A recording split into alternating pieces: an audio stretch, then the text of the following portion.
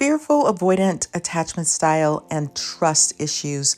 That's what we're going to focus on today. And something I might say you might actually disagree with, my method, my thought process, my ways of handling certain situations. And if you do, it's okay to let me know that you disagree. And this is an area that gets in the way of so many romantic relationships. So you've got this push-pull dynamic, and at the core is they really don't trust people. I'm talking about at the core. At their greatest, happiest moments, they trust everybody. The sun is bright, everything is great. But when they are in their acting out phase in a relationship or they get triggered, then boom, they don't trust people. And that's at the core anyway, at all times. They don't trust people. And when it's a non-romantic relationship, they may really love people who are, on one hand, very steady, very stable, very easy, very calming to their spirit. That might be the type of person that they feel deeply comforted by, that they gravitate towards. They need people in their lives who are just steady. There's no big leaps, no big ups, no big downs. That it's somebody that they can rely on and that they can use to relax that uncertainty, that tug of war that's always, or not always, but at times is frequently in a fight with each other.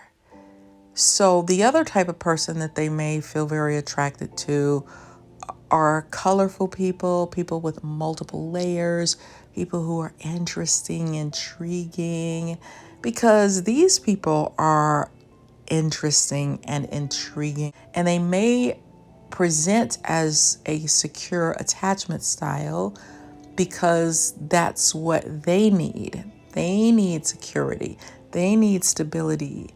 And so they may give that off, but in return, what they may be receiving, especially in romance when they don't want to get hurt, is a very different story, a very big, giant, up, down, roller coaster, tug of war. I'm trying to trust you, but I really don't trust you. That's at the core. So you can be a colorful, interesting, dynamic, all over the place, sort of, when it comes to your personality type person, as long as you offer stability. You would think that a person who offers stability has to be just boring. They like those people on one hand as well, that they're not boring. They're just easy. They're calming. They're peaceful. They like that. But they also like people who are really colorful. But the key is they need stability. Do what you say you're gonna do. I heard somebody say that, I think, in a movie. But it's true. For people with this attachment style, they need you to do what you say you're gonna do. So if you say we're meeting at the movies at 3 o'clock, then do that. If you say, I'm going to call you tonight when I get home from work, then do that. If you're involved romantically with somebody who has this type of attachment style, be reliable, be dependable, show them security. That's what they're looking for. That's what they need. That is what helps them to relax and be themselves and have fun with you and have a good time. And you make it safe for them to connect and attach to you. Gotta be stable and steady. Now, you might say, oh, that's easy. Thank you for that direction that you've just given me, that map to follow, that if I say I'm going to pour you a cup of water at 2:07, then I'm going to try to do that. And of course, nobody's perfect, but just be reliable and dependable. But here's something even bigger, because things don't often happen that cut and dry, do they? It sure would be nice, but it doesn't always happen that way. Sometimes you have natural interactions with people that get in the way, that cause trouble, that cause issues.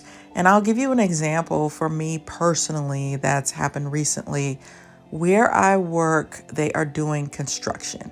And my office happens to be one of the ones that they're doing stuff to. They've remodeled it, but they're in the middle of it. And so I can't plug anything in. There's just a lot. The furniture's not in there yet. There's no internet connection. There's no telephone wiring. And there's just things that are under construction still. And so this lady offered me, because I was like, where am I gonna go work? This lady who I've known for a while, who I've always gotten along great with, she told me, come find a spot in my room, because she's in a huge room. I didn't ask, she offered. And so I said, okay. So I worked in there a couple of days, and then she was every day after that, when are they gonna fix your office? When are they gonna fix your office? So I took that like day 3 as maybe that's a clue that she wants her space back. Okay. So I got a table and a chair and I put it in the office that is not finished, but I wanted to make sure that I was out of her way just in case. And then she was like, have they fixed it yet? How's everything going? Is everything okay? Have you heard anything yet? The other issue is my things from my previous office are stored in her gigantic room. Not only my stuff, but there are a couple of other people whose stuff is stored in her room. Now, here's a caveat. That room did not belong to anybody a couple of months ago when they put all of our things in there. Then they decided to put someone in the position to be in that room. So it's a giant space, but there's construction everywhere. So right now, everybody's just making do. This is a person everybody just needs to go with the flow. It's going to work out. We're going to make this work. We've done it before, just very soothing on one hand. But then one day it felt like she was kind of taking these little punches or little digs. And I'm like, where is that coming from? I don't get it. Maybe I'm exaggerating or projecting, but it feels like she's taking these punches. And then she would still be like, when are they going to fix your room? When are they going to fix your room?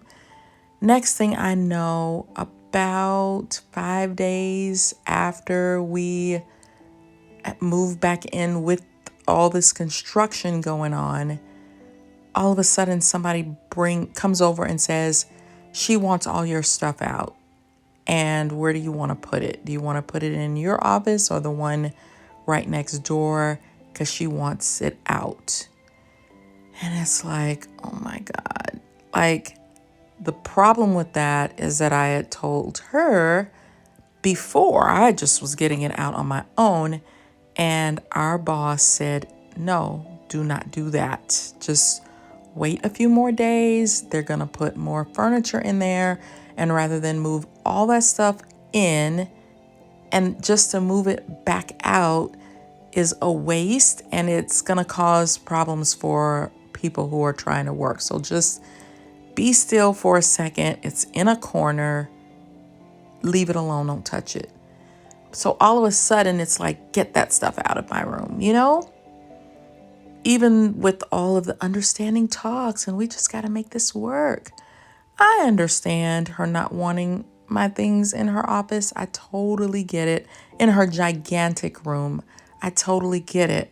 But the problem is there's construction everywhere, and there are people who have really no place to go right now. So there are several rooms that have a lot of people's stuff in it. So this is and I know this is probably going to sound so shallow. Maybe I'm totally wrong, but it's really difficult to work in chaos. So it's kind of one of those catch-22 things. What I don't like is there were a couple of days when I felt like she was taking punches. It feels like she's sort of blaming me when I didn't put my stuff in there in the first place. That's where it was moved to. So all of this stuff is out of my control. So For somebody who has a disorganized attachment style, now they're not going to trust you. And they might try to give you a few more chances, but what I have learned is that when I see red flags, and it might not be fair, but when I see red flags, I think as a disorganized attachment style, it's better to pay attention to those, because I think that personality, that attachment style can also attract dysfunction, because a lot of times they're codependent. They grew up with parents who were wishy-washy, like you can trust them one moment, then the next they're going bananas. So when you find somebody who is being wishy-washy, one moment it's, oh, everything is good, I want to support you, I want to be that person for you, and then the next minute it's, get out, I don't want to deal. Take heed, and my recommendation would be keep your distance. Be polite, be nice, be sweet, be kind, but keep your distance. I wouldn't go visit that person anymore like, hey, just stopping by to say hello. Hey, do you need anything? What can I do for you? Because this type of person, they start to become a little paranoid, like, you're taking advantage of me. I want to make sure that you're not taking advantage of me. Now, this same person is constantly volunteering to do things.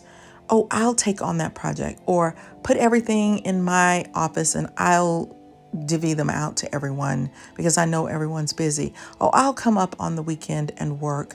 I'm going to go and tell the boss that I'll do this, this, and the other. But then it's like, why is he asking me to do stuff when so-and-so is second in command? But if you're volunteering to do things all the time, you're making yourself available. You're putting yourself out there for things that no one asked you to do. So the message that people get is, oh, okay, she wants something to do. She likes being in charge or doing certain things, but then they switch up and turn on you. You're taking advantage of me. Well, but you're offering your services all the time. So I can't. I can't deal. I really, it's aggravating. The old me used to try to deal with that sort of thing where you're like, just keep going with it. The new me is like, I'm not going to step out in front of a car on purpose to get hit. I'm going to make sure that I'm avoiding that type of situation because I'm going to protect myself. I think people with disorganized attachment style have already been through a lot. And so you need to put on the protective covering whenever you can. And sometimes that means paying attention, being aware when somebody can't be your friend. This is not somebody that you can quote unquote trust because there are too many mixed messages. There's too many ups, there's too many downs. And someone with this attachment style might just be the person in a relationship who's giving those types of mixed messages. And if they are, then you want to be, I'm not saying that you can't try some things out. You can't have some conversations to try to figure out, okay, what's going on? I want you to feel safe because it's just like I'm like really sensitive to red flags. They could also be incorrect red flags. So they may be jumping to conclusion because this attachment style just wants to feel safe. And any trigger of, I'm not safe anymore, what are you doing? I can't follow you. You're hurting my feelings. Somebody may not be trying to hurt your feelings at all. You could be totally blowing a situation out of proportion. Some people internalize as well, where you just keep it inside, you don't verbalize it, but you offer outwardly a steady shell when inwardly you feel lost, you don't know what to do. But when somebody switches up on an anxious avoidant attachment style, it makes them not trust you. It shifts them to the avoidant side, which is I'm going to stay away from you. I'm going to get away because I don't want to get hurt. I don't understand where this is coming from. You're confusing me. I don't like feeling confused. I already have a lot of anxiety on the left side. And now on the right side, I just want to get away from you. So it's a great way to lose a friend. It's a great way to lose a companion, is to be all over the place where you're being destructive, or you're paranoid. You have a heightened sensitivity. They don't want to deal with that. So yeah, just know at the core of an fearful avoidant attachment style is, I really don't trust anybody, and I will walk on a limb of a tree branch and hope not to fall and hope that it's steady and stable, because I don't trust that branch anyway. So once they trust you, it becomes really difficult when you betray their trust. And I'm not talking about cheating in a relationship. I'm talking about the whole bigger picture. And sometimes it's not fair because humans have faults. Humans are imperfect. Humans have good days and bad days and snappy moments. And we should all live in a state of forgiveness. But it's really difficult for that attachment style to continue to trust because they're already testing a little bit to see if I am myself, my quote unquote self, because they have that polar thing going on. Will you still be there? Will you still accept me? Will you still like me? Will you be my friend? And so some of the running away can also be, I don't know who I am with you, because maybe you've been too critical, or they can't figure you out. They need to be able to figure you out, even if you have a very colorful, wild personality. They need to see that I can trust you. Now, there are some people who are mean and rude to everyone. And if they see that and they learn, oh, that's so-and-so, they're always yelling at somebody, they're not going to like it, but you're probably not their friend anyway. Not for real. So these people, they could be polite and nice and sweet, but in the back of their mind, if they've lost trust with you, that's a problem, because they're going to never bond with you the way that a true friendship or a true colleague, they're never going to bond with you. They're going to be like, where is this coming from? Why are you yelling at me? Why are you snapping at me? They're going to take it super personal, and they're going to go into protective, I'm trying to avoid you. I'm smiling, but we'll never really bond because I don't trust you. When are you going to go off? What's going on inside your mind? Do you think I'm taking advantage of you? I don't want to take advantage of anyone.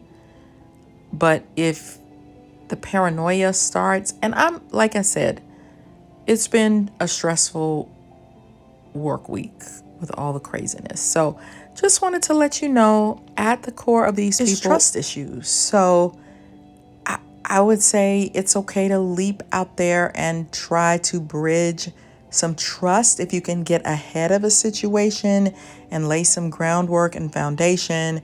Hey, you know what? This could change, and I just want to make you aware of it so that you won't think that I'm being wishy-washy, untrustworthy. I'm just letting you know we're making this agreement right now, but the powers that be might come in and say differently. So if I do something different, I want you to know that I'm open for discussion, and it probably was outside of my realm. So you want to, as much as you can, lay a foundation of trust. If you are a disorganized type, of course, you want to give to people what you want to receive, and that's stability. I think it's okay to protect yourself as much as you possibly can. So if that means keeping your distance, then do it. It's not worth the risk many times. But romantic relationships are a different thing. They can be complex and complicated. So let me know what else you want me to talk about any type of attachment styles, and I will try to do it. So make sure you subscribe so that you will know when I release these types of videos, because I want to be helpful. If I'm not being helpful, then there's no point in even doing this channel, in my opinion, at all. So be well. Check out my books that I've written. One is about narcissists, which are very difficult people. The other one is about enhancing your romantic life and getting it right. The third one is about Myers-Briggs personality types. So I think all three are fun. I'll put the link in the description, and I hope you will check those out on Amazon today. See you on the next video, my lovely people. Bye.